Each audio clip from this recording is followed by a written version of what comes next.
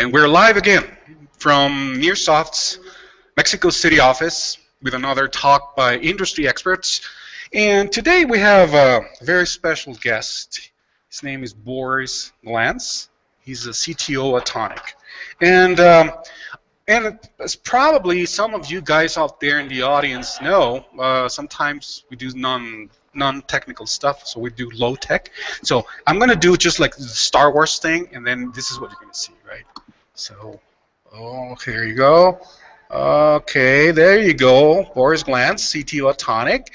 And then we have Carolina Gonzalez, software developer at Nearsoft. And then finally, host of DojoLIVE, Carlos Ponce, the marketing guy at Nearsoft.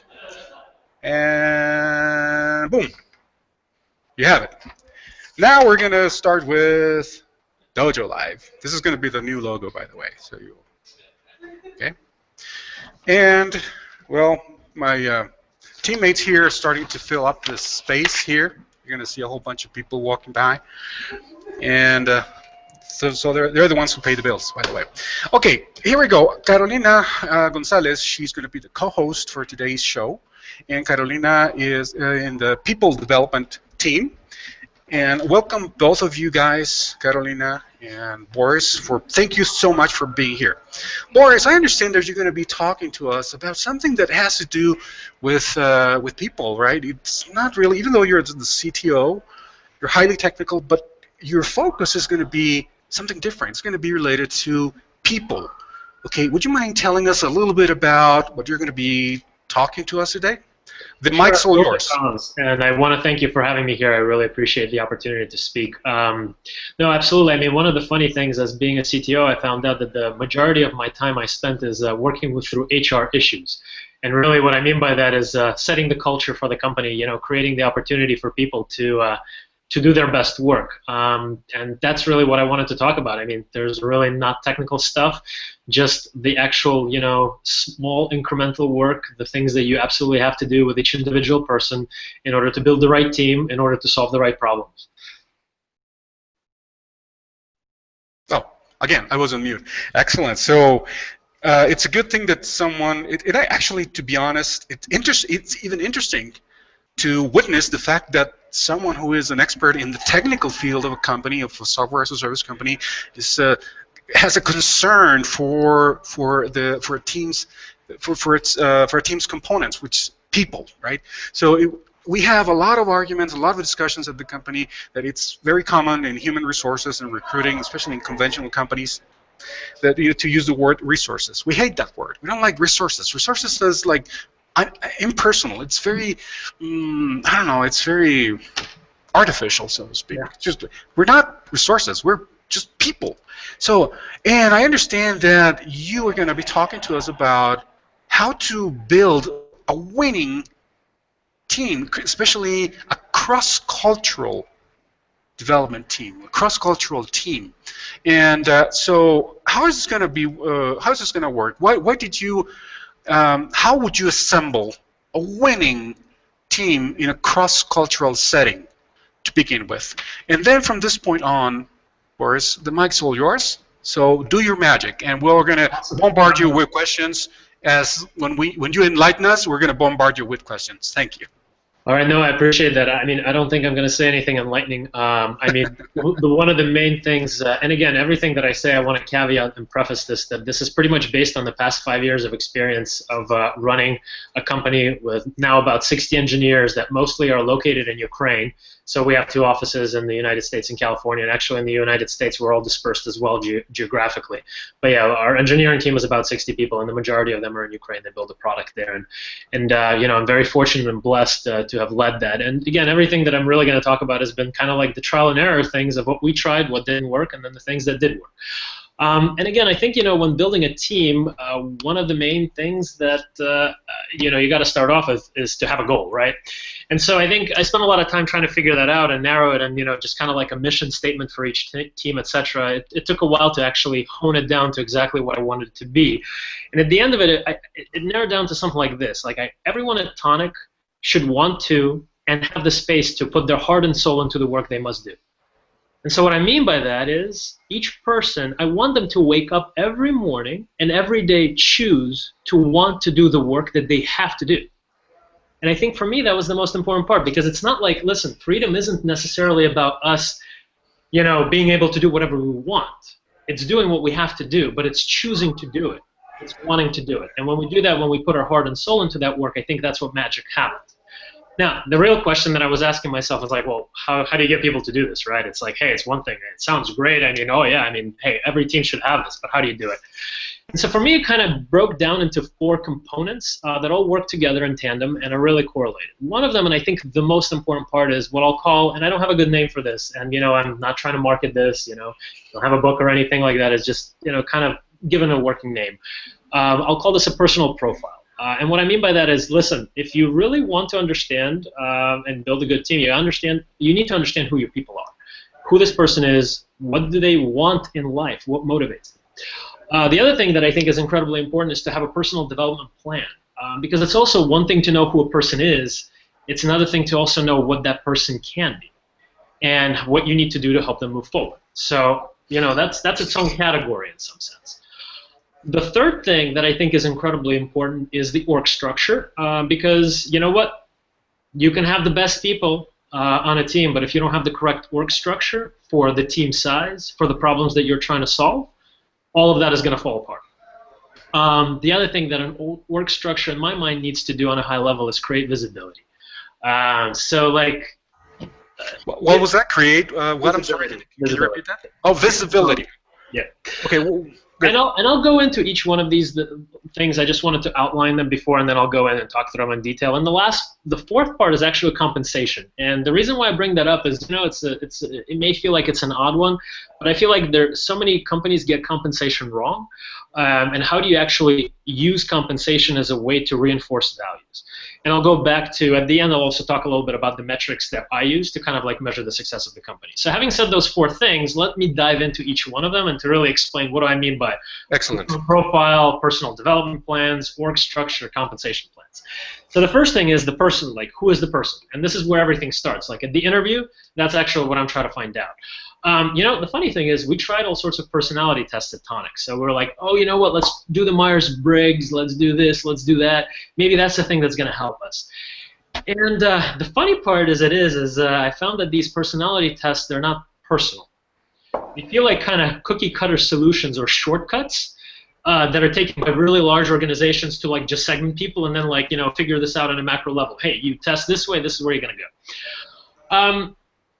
The other reason why I think that they're not personal is because they actually miss out on this larger picture. When I think of personality tests, I think of state of minds that a person is at a certain time, not who a person is. The other things that they don't tell me is who does this person want to be and what motivates them? And motivation of the person is by far more important and tells me more about how I can work with that person than anything else. Because that's in reality the only tool that I have to motivate them to do what I need them to do and to help them out of what they want, right? And again, self-motivation is really just, that's what it's about. So what is this tool that I use to kind of find out who this person is? Because at the end of the day, we need to name something. I'll call this the hero's journey. And a kind of hero's journey map. I mean, if you guys studied literature or know anything about like literature, you may have heard of something like a hero's journey. It's like of course. Stuff ring like a bell, Caro? Say it again. No, I was asking Carolina. Does it ring a bell, Carolina? Yeah. The hero's journey. Hero's journey. Yes. Yeah, we have a little publication that was put together by Matt Perez, our COO, and it's called The Hero's Journey, and it's illustrated. It's fun. I'm sorry for the interruption. Oh, listen, we're all thinking about the same thing. Yeah.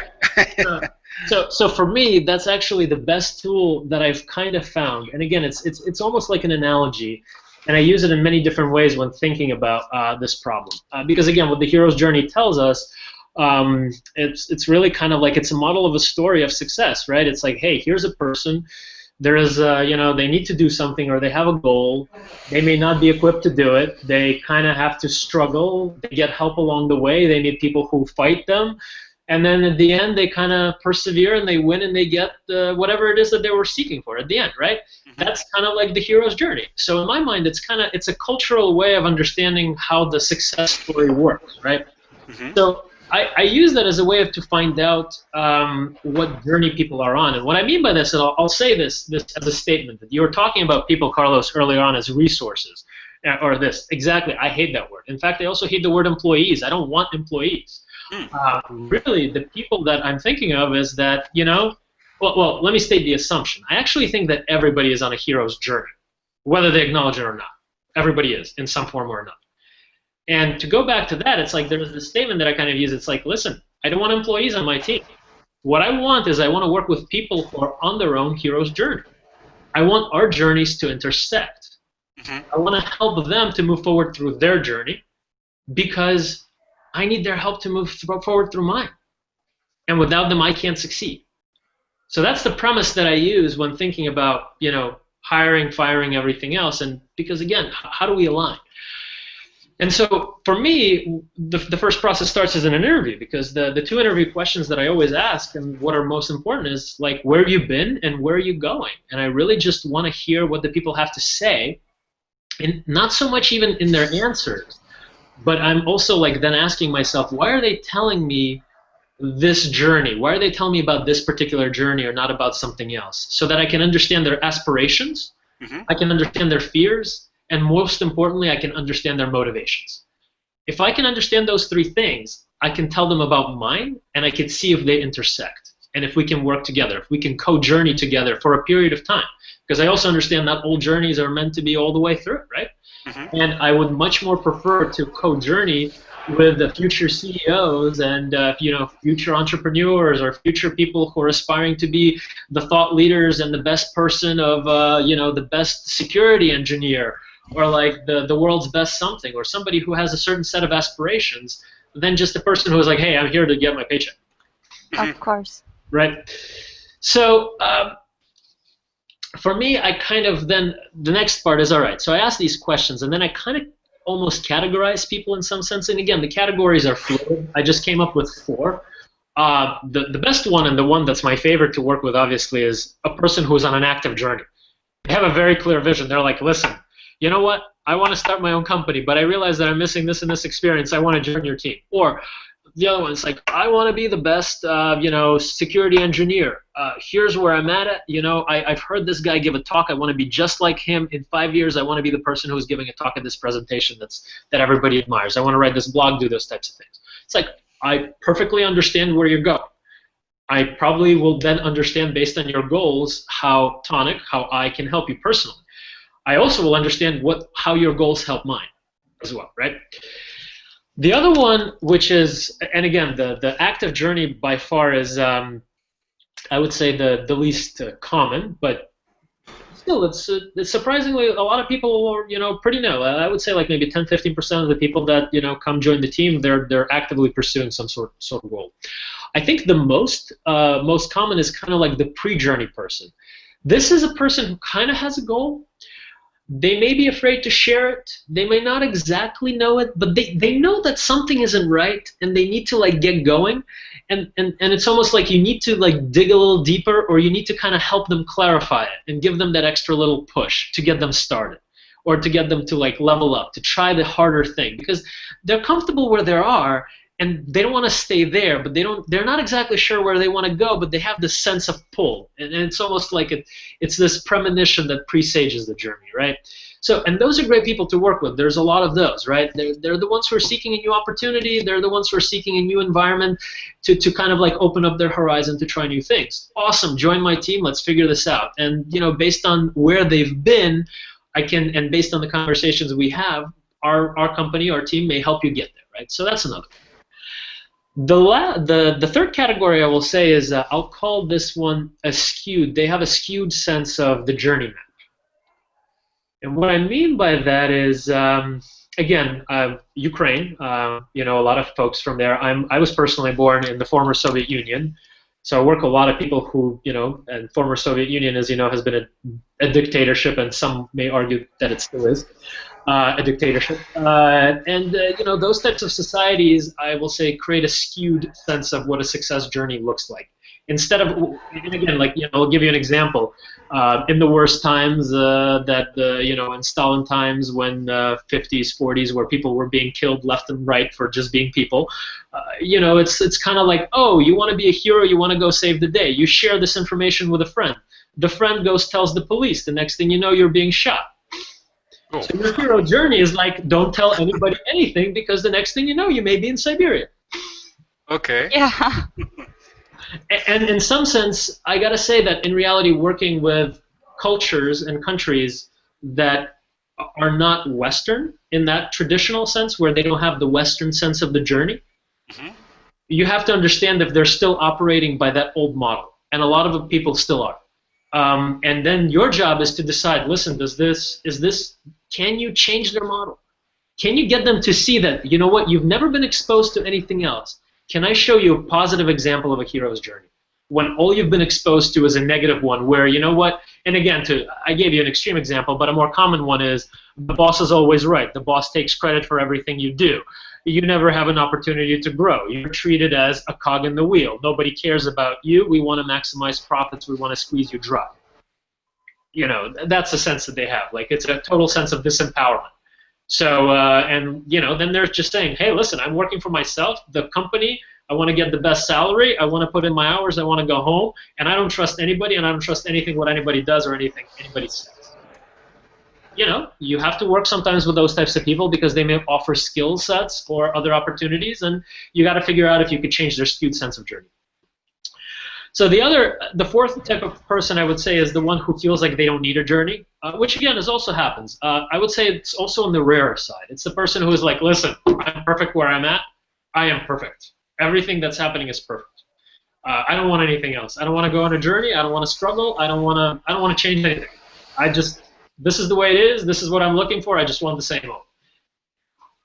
Out of all the three that I've said, that's the person I don't want to work with at all. Because I don't understand what motivates them. And by motivation, I'll go back to saying that a motivation is a desire. Like, I want something. I want something to be different. Because the person who wants something to stay the same isn't open to growth.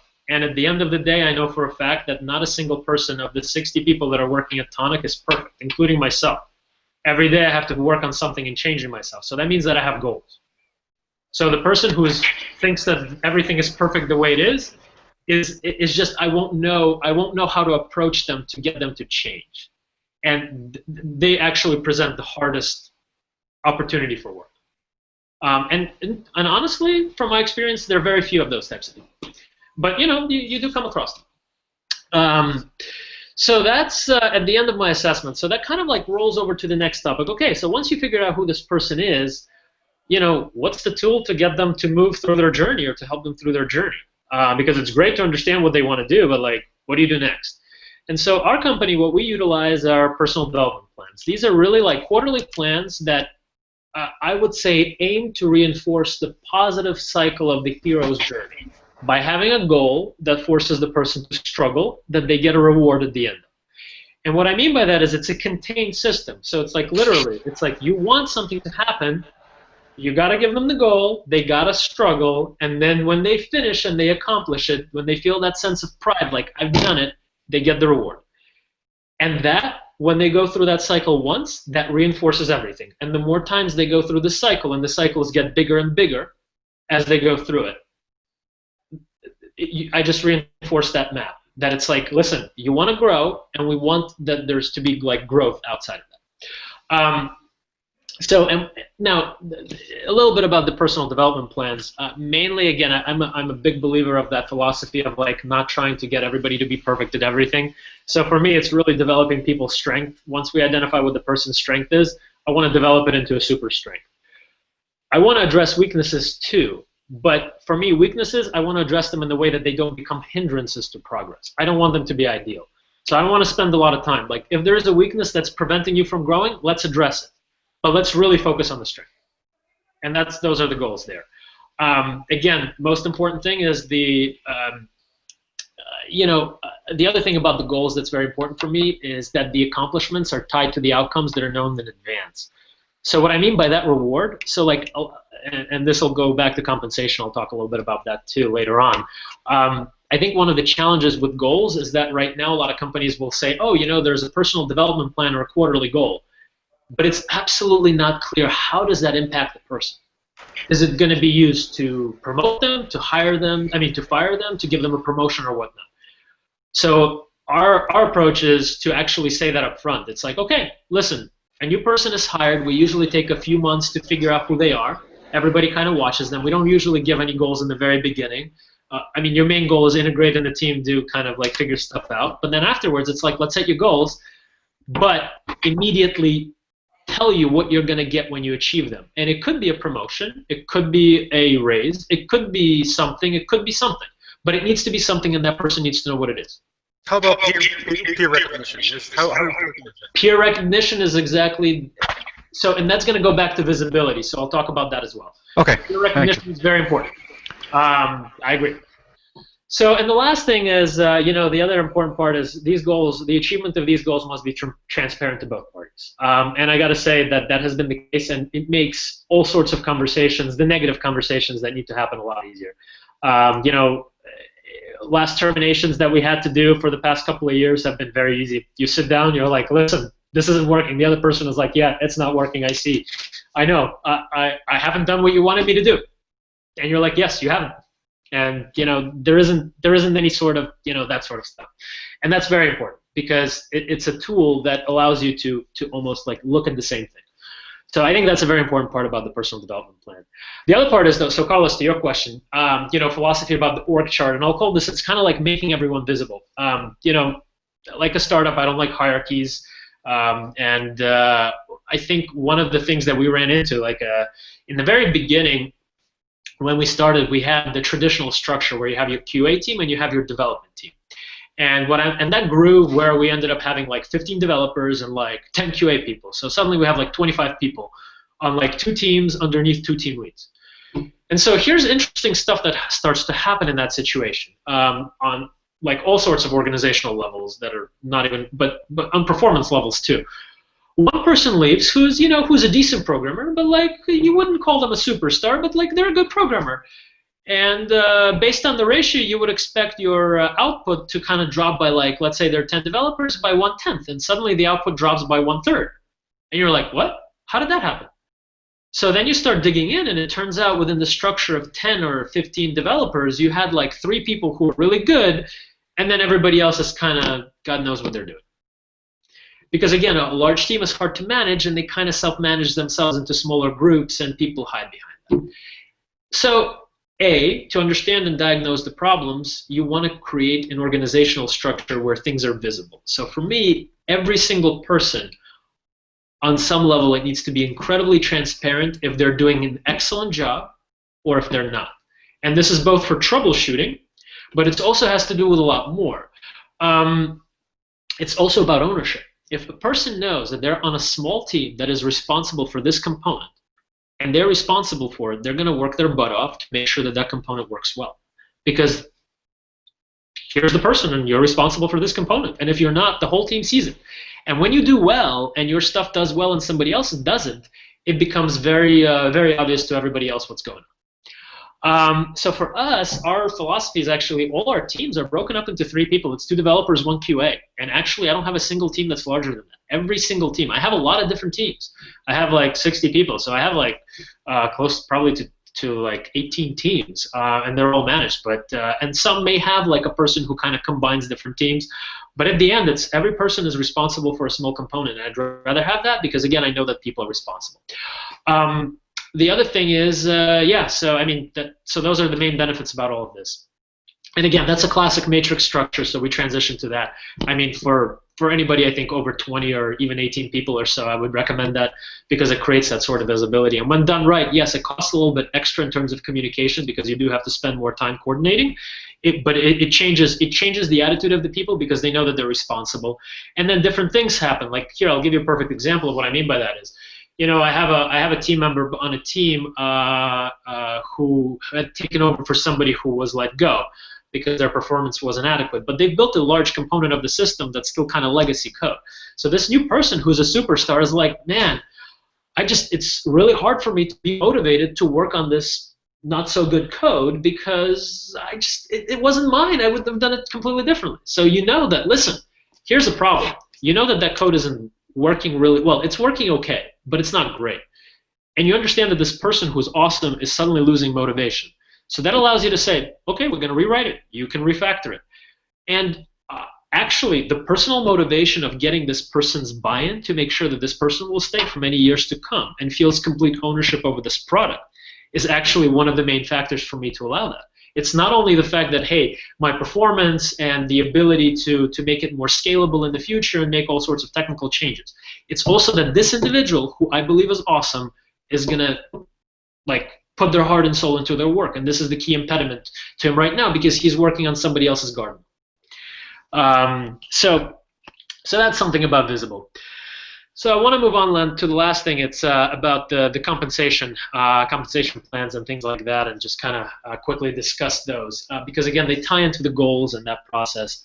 So I personally feel that, again, increases in compensation should only be tied to achievable goals.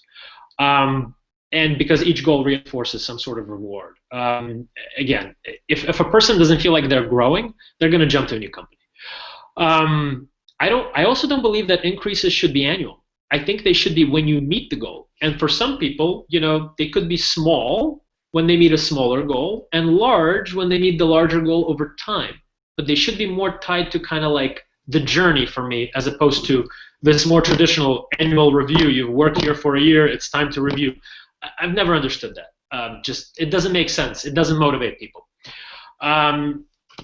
I also feel, and again, this may be a controversial thing, that I think increases in compensation should be administered regardless of how well or poorly the company is doing. And I want to emphasize poorly or profitable or etc. Because your individual motivation of the person is by far more important. To make this work, I think that each job category should have a publicly known tier of compensation. And those tiers are known by everybody. If you're working on this job, this is your tier of what you can possibly make. The tier should start for me, and this is the way that we've been structuring, at the market rate, but they go well above it because I want to allow for that growth. And this is the most important part I want to say. I will never, and I never have, given a raise to an employee because they got a better offer from another company. For me, if this happens, that means that my salaries are either below market, I wasn't fair to the employee, or they're blackmailing me. So forget about the counter offers. What? Either of those three things, that's a problem. It's either the problem is with me or the problem is with you. Mm-hmm. So if I've set up my compensation structure that I know you have the full opportunity to earn well beyond market rates and my company by working really hard, you should never come to me with a counter offer that says I can get paid somewhere better. Because then that's a problem, right? The other reason why I say this too is that I also believe that your current and most loyal employees should be the ones who are best compensated, not the hot new recruit. So I never want my best people to leave. I want them to stay. And the new person who I'm not sure about, why would I overpay them without knowing what it is? So in reality, my company's had weird experience. And I mean, I'll tell you about this. It's, we've had situations where we hired somebody who thought we were awesome. And then within like a month, it turned out he wasn't. And we're like, hey, listen, you don't fit into the tier we hired you.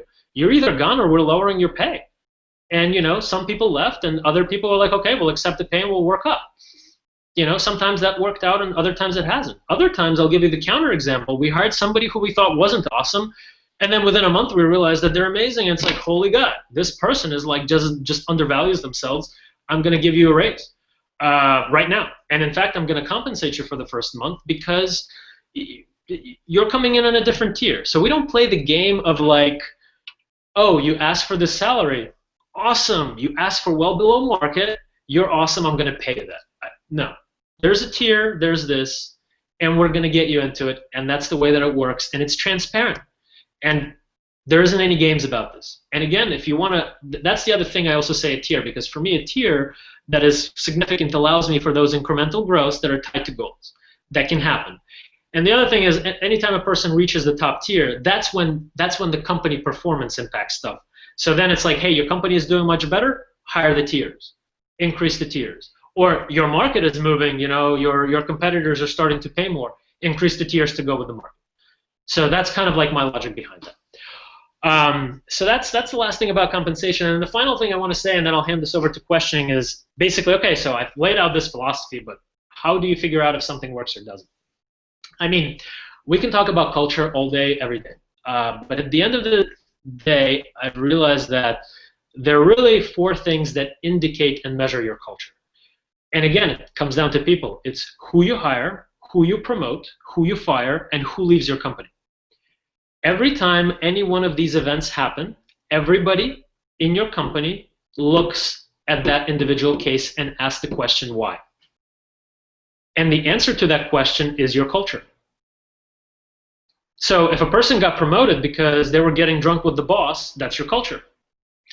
If a person got promoted because they did great work and they're really like an overachiever and they're a star person, that's your culture.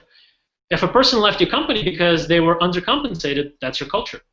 If a person you fired was awesome, that's your culture. If a person you fired was bad and a bad apple, that's your culture. You don't want the bad apples there. So we can talk a lot about like what we think culture is, but at the end of the day, all your employees are in the same office. They ask that question, and the answers they give themselves to those things, to those 4 questions, is the culture you have. So for me, I think the one thing that I got to say we've been very blessed and lucky about is the fact that no great person has left our company. We recently did an offsite in Turkey. We took like our whole team and we were all there for like a weekend with families, and we were doing awards. We wanted to kind of like highlight people who've been there for more than 4 years at that time. We've been around for 5. And there were 7 people again because we started off like with not a few folks. And then I started looking through historically what was going on. Who are the people we fired? Who are the people who are no longer with us? And that's when I realized that the people who I value the most and the people who value Tonic the most have never left. And they've been working with us forever. And that is the biggest indicator that I know in my context and for my company that what I'm doing is working. Because if people leave, good people leave. For me, the only excuse is like, Boris, listen, I need to go start my own company, and I just can't miss out on this opportunity. That's the only excuse that I will accept, and I will not feel bad about myself. If somebody else says that I've been unfair to them or I did not give them the opportunity to, and again, I go back to kind of like my mission statement, to want to and have the space to put their heart and soul into their work, I failed at my job. And that's really what it is for me. So I guess I'll open it up to your questions. Wow. Carlos, you're in mute.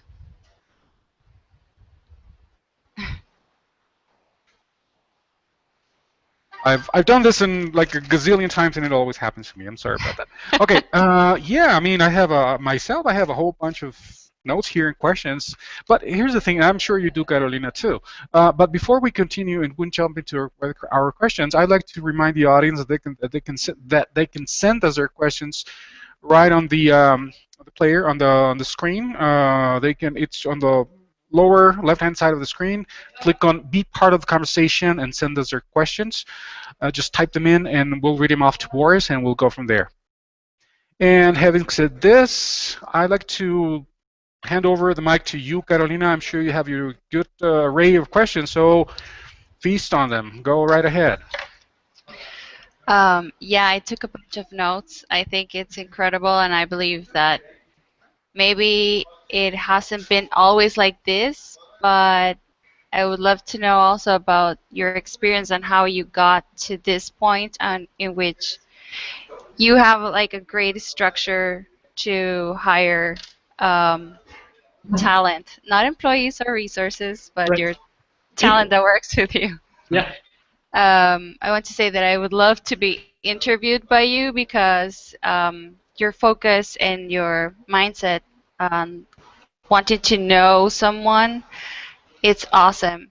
So my first question is that I would like to know, how does this influence, how do you implement this in a country so far? Like, how do they take this culture? No, I listen. And I appreciate the compliment earlier. I mean, it's hard work, and I think the most important thing is doing this one conversation at a time. Uh, you know, the funny part is the shortcuts never work, and the way that you do it is really like it's almost like a cascading pyramid effect. I did it by really like here's the other thing. Like I have 60 people working on the team right now. It would be ludicrous for me to claim that I can do this for all 60 people alone. I don't, and that's not the structure, right?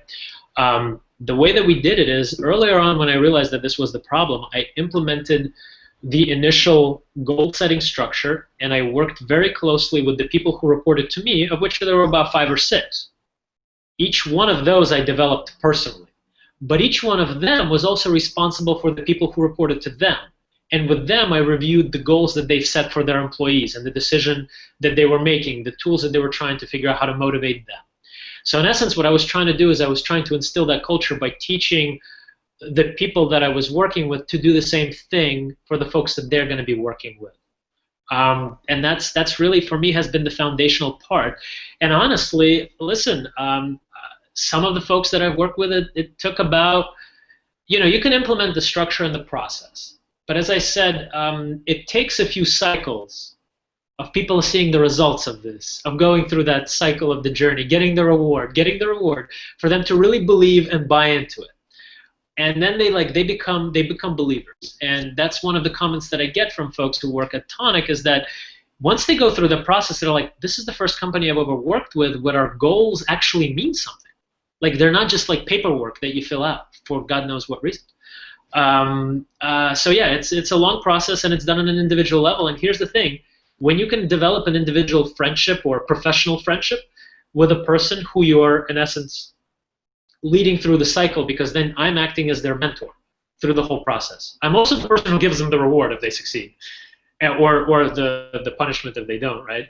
But my vested interest is them succeeding is that personal relationship, and that's one connection, and that's all it is. And then the question of borders and everything else, in my mind, falls away. And in fact, it starts working in your favor because right now, actually, here's the thing. If I use this philosophy to recruit Americans, it's effective. And there's no question about it. There are plenty of bad bosses in America and plenty of not good people to work for. But it wouldn't strike people as amazing as it may sound in a country like Ukraine. Because there, it's such a stark contrast to the status quo, right?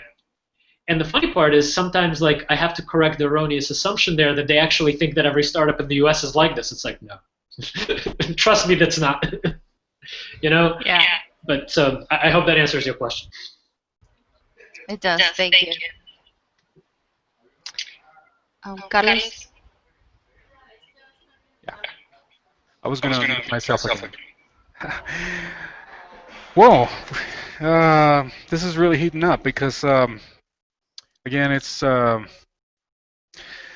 of the, well, I took a whole bunch of notes and things that intrigued me and and enthused me to ask you to kindly elaborate on certain specific items. Sure. Okay. Okay. Here's the thing. The main topic is build winning cross-cultural teams. One of the things that I consider a challenge would be when you assemble cross-cultural teams, whether they're located geographically apart or on the same facility and under the same roof. There's always this, at least this is my perception, because we have had people here at Nearsoft that are from a whole bunch of places, countries, and so there is an excitement because there's this cultural exchange part, which is a little bit more on the social side. Okay, so you get to have all these cool new friends or coworkers from the other side of the world, and they have a lot of stories to share, a lot of tips to share, and whatever. But as time passes by, once the novelty wears off, and then everybody's just homogenized by their professional activity on an everyday basis. Once that novelty wears off, how do you overcome that so that it doesn't become like, again, the same old stuff that you find in conventional companies? Like, oh, okay, here's this guy again. Oh, I don't want to see him. I'm not going to collaborate with him. How do you deal with those situations where these things might happen? Awesome. Yeah, I mean, listen, it's hard. There's no question about that. I mean, I think, trying to think the best way to do this. I mean, well, I think I'm just trying to parse kind of like components of your question ones to focus on. I guess for me, it really comes down to kind of how do you divide, the responsibilities, right?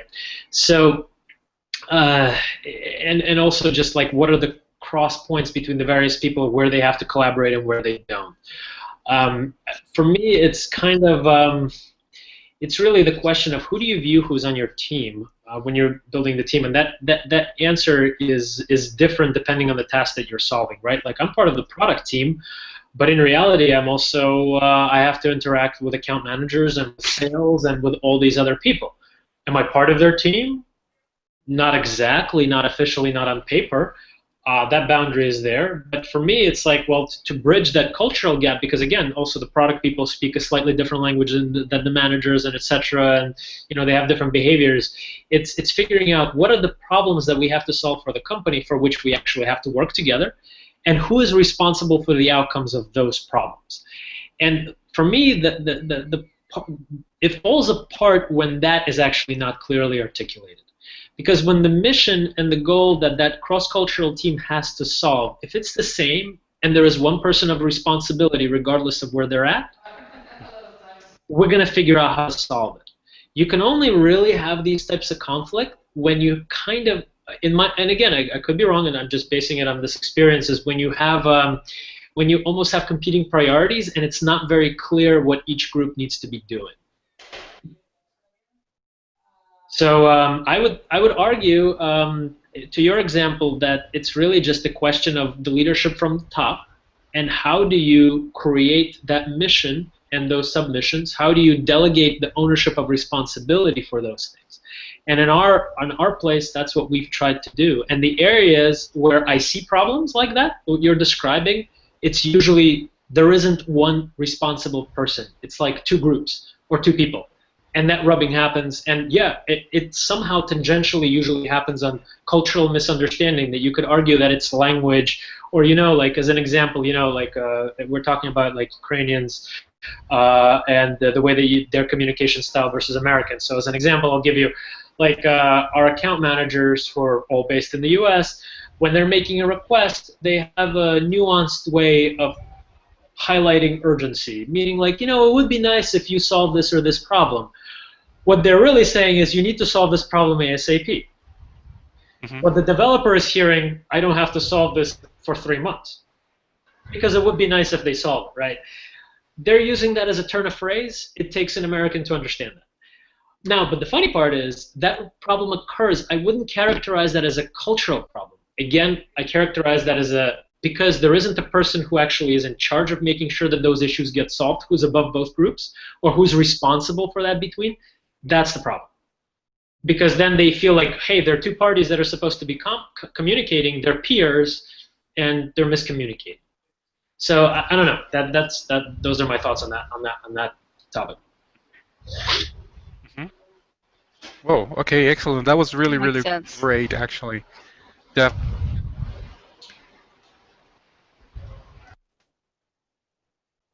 So, I mean, the other comment that I want to add, and I think missing Carlos here, is I think the bigger challenge with the global teams isn't necessarily, is that it creates an added layer that can cause confusion and actually leads to misdiagnosis of real problems.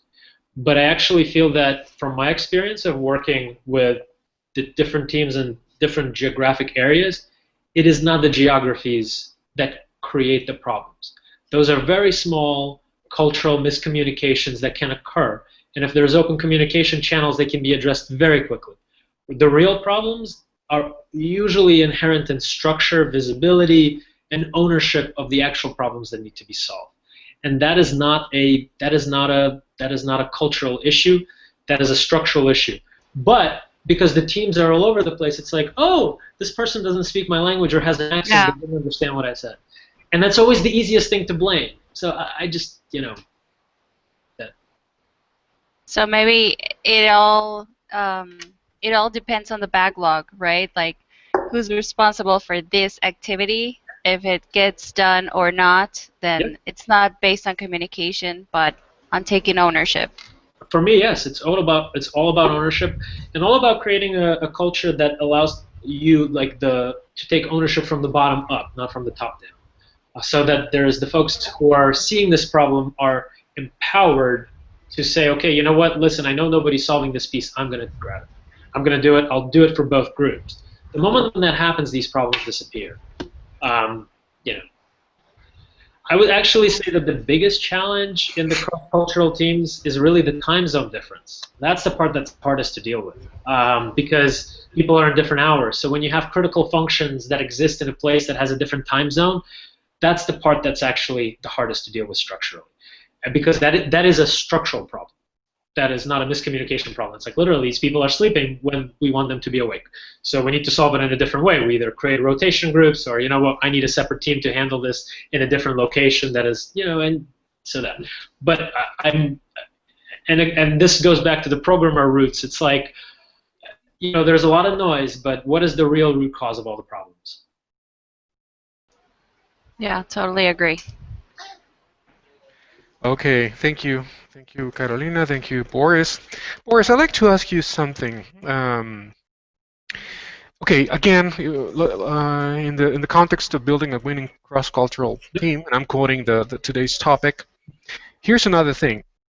Okay, you're in charge. Let's say that you're in charge of building a team, to work on a specific project.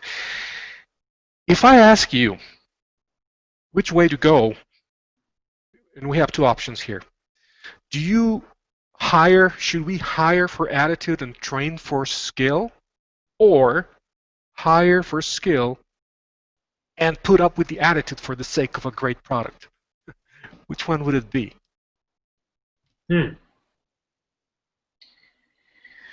I hope I didn't put you in a bind, but No. I mean, listen, we all face these problems, right? I mean, and not to overcomplicate your answer, but I think it depends, right? I mean, it really depends on the situation. I'll say this. Okay. If you're and skill is let's call this it depends also which type of skills. Because there's managerial skills and interpersonal skills that are related to leading, and there's also skills related to programming. What I would say is, hey, listen, if a person is smart, and the thing that I need to hire them for is they're a good programmer in Java, and they have a great attitude, and they need to learn C++, and they're willing to do it, no-brainer. They'll figure this out. They're going to be a little slower for 6 months. But if they're a smart programmer, the programming translates, like no-brainer. Now, managers, here's the thing. From my experience, if you're taking a developer, a person who's never managed before and doesn't have the skill set, it's going to take them at least 2 years to develop it and to start to get anywhere near competent in this. Listen, there are some people who are on the fast track. I've yet to see a person, and I have very limited experience, who can become a manager who's never been that in 6 months and be super effective. And the reason is because there are certain things that are just require time to go through. For example, if you're a manager, you need to learn how to fire the bad apple. That process by itself, the first time, from what I've seen, will be dragged on and dragged on and dragged on and dragged on. And you need to allow for that. And, because, again, it's very hard to fire a person. It's very hard to go and sit down one-on-one and to tell them that, you know what, listen, I'm sorry, things are not working out, that you're not the right fit for the company, or the company isn't the right fit for you, or this isn't right. And every single person that I know who's done it for the first time will, literally spend 6 months just on 1 or 3 months, or like at least a couple of months or more, to make that decision. When they cross that barrier and they've done it once, they've learned to understand the early warning signs. But you can't be an effective manager if you can't take all the managerial actions that are required of a manager. And that's an emotional thing that you have to work through. So for me, from my experience, if we're talking about a managerial position, I will prefer to hire a person who is a cultural fit and has the experience. If you have the cultural fit and don't have the experience, I'm only going to do it in circumstance where I feel like I have 2 years for this department or for this thing to not be a great performing department. And I believe that you are going to be amazing. And if I don't, and I need to hire a person who is great, I'm going to only hire a person who is a great cultural fit and who has the skill set. I will never hire a person who is a bad cultural fit who has the skill set, because that is the worst thing in my mind that you can do, no matter what. Again, it goes back to the example of listen, I want to treat my current employees fairly. My current employees are my most important asset. If they're with the company for a couple of years, that means I value them, and they value me. I never want to introduce a situation that shows them that I don't value them. And bringing on a person who is not a cultural fit is a message that says, I don't value you. If it's a mistake, you just got to act quick and fire that person right away. Absolutely. Yeah. Okay. Okay, here, we have a few minutes left, and right now it's 3:52, but we have a question from the audience. Yep. And there's a gentleman by the name of Eddie Lozada who's watching. He's asking specifically, and this is about your recruiting process, how you bring people on board. Do you have some kind of mechanism to locate people who aligns to your culture? Or are you part of the process, or you leave that to your people development area or headhunters or outsourced area, whatever it is? That's Eddie's question. Yeah, absolutely. I mean, and Eddie, thank you for your question. Well, let me rephrase. So I feel like we still have a relatively small team, and for as long as possible, I'm going to be involved. I'm usually involved at the later stages when they found the person who the rest of the team likes and feels is a technical and a cultural fit. I will do an additional interview just to give them my thoughts. I don't do a technical interview. I do a personality, cultural fit type of interview. That's how I'm involved. I don't do this probably for every single employee. I do it for the majority ones because, again, I travel. My schedule may not always permit it, and sometimes it's much more important to give an offer and figure this out. But for all very important hires, absolutely I will do it. And pretty much for a lot of the main hires, I will do it. I mean, recently, interviewing is, that's why I said, I'm a CTO, and I feel like a lot of my work is actually HR. Because this is the most important part. Again, as I go back, if you believe that it's the people who make your team and making sure that the right people are on board, then that's what I'm going to focus on. Because at the end of the day, if the right person is responsible for something, I don't have to worry about that something ever again. If there is a problem, they're going to come to me and we're going to address it. So it's almost like doing the upfront work so you don't have to do additional work later. I feel like if I don't do the interviews or I'm not involved in that, then I'm kicking the can down the road, because then I have to deal with the cultural issues that you've described, and I'd rather deal with that up front. The other thing is, since we've gone through this interview cycle with the other decision makers in my company many, many times, they know what I'm looking for, and they have the same hiring philosophy, so we're all aligned. It's more like I'm just another voice in the committee of who's looking for the other things. And